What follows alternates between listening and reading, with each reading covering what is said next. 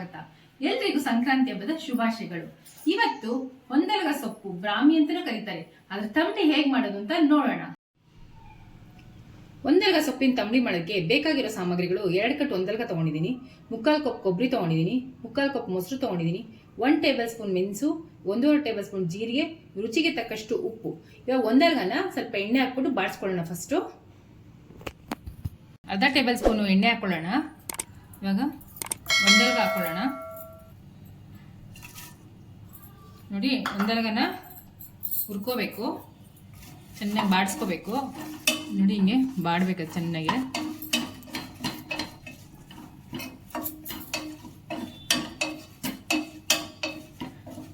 ಒಂದೆಲಗ ತುಂಬ ಮೆಮೊರಿ ಪರೋಕೆ ತುಂಬ ಒಳ್ಳೇದು. ತಂಬಳಿ ಮಾಡ್ಕೊಂಡು ತಿಂದರೆ ತುಂಬ ಒಳ್ಳೇದು. ನೋಡಿ, ಈ ಥರ ಚೆನ್ನಾಗಿ ಬಾಡಿಸ್ಕೋಬೇಕು. ಅದು ಸ್ವಲ್ಪ ಸೊಪ್ಪು ಜಾಸ್ತಿ ಅನಿಸುತ್ತೆ, ಬಾಡಿದ್ರೆ ಸ್ವಲ್ಪನೇ ಆಗುತ್ತೆ. ಸ್ವಲ್ಪ ಚೆನ್ನಾಗಿ ಬಾಡಬೇಕು, ಹಸಿ ವಾಸನೆ ಹೋಗಬೇಕು, ಅಲ್ಲಿ ತನಕ ಬಾಡಿಸ್ಬೇಕು. ನೋಡಿ, ಇದು ಬಾಡಿದೆ. ಇವಾಗ ಸ್ಟವ್ ಆಫ್ ಮಾಡ್ಕೊಂಬಿಡೋಣ. ಒಂದೆಲಗ ಸೊಪ್ಪು ತಣ್ಣಗಾಗಬೇಕು. ತಣ್ಣಗಾದ್ಮೇಲೆ ರುಬ್ಕೋಬೇಕು. ಇವಾಗ ರುಬ್ಕೊಂಬಿಡೋಣ. 3/4 ಕಪ್ ತೆಂಗಿನಕಾಯಿ ಹಾಕ್ತಾಯಿದ್ದೀನಿ, 1.5 ಟೇಬಲ್ ಸ್ಪೂನ್ ಜೀರಿಗೆ ಹಾಕ್ತಾಯಿದ್ದೀನಿ, 1 ಟೇಬಲ್ ಸ್ಪೂನ್ ಮೆಣಸು ಹಾಕ್ತಾಯಿದ್ದೀನಿ, ರುಚಿಗೆ ತಕ್ಕಷ್ಟು ಉಪ್ಪು. ನೋಡಿ, ಫಸ್ಟ್ ಇದನ್ನು ಇಷ್ಟನ್ನು ರುಬ್ಕೋಬೇಕು. ಇವಾಗ ಒಂದೆಲಗ ಹಾಕೋಬೇಕು, ಹುರಿದಿಟ್ಕೊಂಡಿದ್ವಲ್ಲ ಅದನ್ನು. ನೋಡಿ, ಮತ್ತು ಮೆಣಸೆ ಇದಕ್ಕೆ ಖಾರ.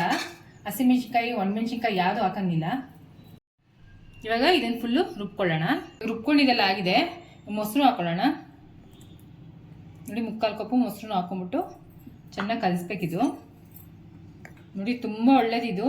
ಒಂದ್ಸಲಿ ಟ್ರೈ ಮಾಡಿ. ಮತ್ತು ಬಿಸಿ ಅನ್ನಕ್ಕೆ, ಮುದ್ದೆಗೆ, ಚಪಾತಿಗೆ ಎಲ್ಲದಕ್ಕೂ ಚೆನ್ನಾಗಿರುತ್ತೆ. ಟ್ರೈ ಮಾಡಿ ನೋಡಿಬಿಟ್ಟು ನನಗೊಂದು ಕಮೆಂಟ್ ಮಾಡಿ ಹೇಗಿತ್ತು ಅಂದ್ಬಿಟ್ಟು. ಇವಾಗ ಒಂದು ಒಗ್ಗರಣೆ ಹಾಕ್ಕೊಳ್ಳೋಣ. ಇದಕ್ಕೆ 1 ಟೇಬಲ್ ಸ್ಪೂನ್ ಎಣ್ಣೆ ಹಾಕ್ಕೊಳ್ಳೋಣ, 1/4 ಟೇಬಲ್ ಸ್ಪೂನ್ ಸಾಸಿವೆ, 1/4 ಟೇಬಲ್ ಸ್ಪೂನ್ ಜೀರಿಗೆ, ಇಂಗು, ಕರಿಬೇವು. ಇದು ಟೇಸ್ಟ್ಗೆ ಬ್ಯಾಡಗಿ ಮೆಣಸಿನ್ಕಾಯಿ ಹಾಕ್ಕೊಂಡಿದ್ದೀನಿ. ನೀವು ಹಾಕೊಳ್ಳಿ, ತುಂಬ ಚೆನ್ನಾಗಿರುತ್ತೆ. ಬ್ಯಾಡಗಿ ಮೆಣಸಿನ್ಕಾಯಿ ತಂಬಳಿ ಜೊತೆಗೆ ಅನ್ನ ಜೊತೆ ನೆಂಚ್ಕೊಂಡು ತಿಂದರೆ ತುಂಬ ಚೆನ್ನಾಗಿರುತ್ತೆ. ನೋಡಿ, ಇದಕ್ಕೆ ಒಗ್ಗರಣೆ ಹಾಕೊಂಡ್ಬಿಡೋಣ. ಮಿಕ್ಸ್ ಮಾಡ್ಕೊಳ್ಳೋಣ.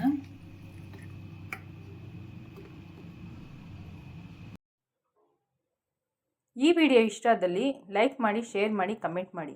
ನಮ್ಮ ಚಾನಲ್ನ ಸಬ್ಸ್ಕ್ರೈಬ್ ಮಾಡೋದು ಮರಿಬೇಡಿ.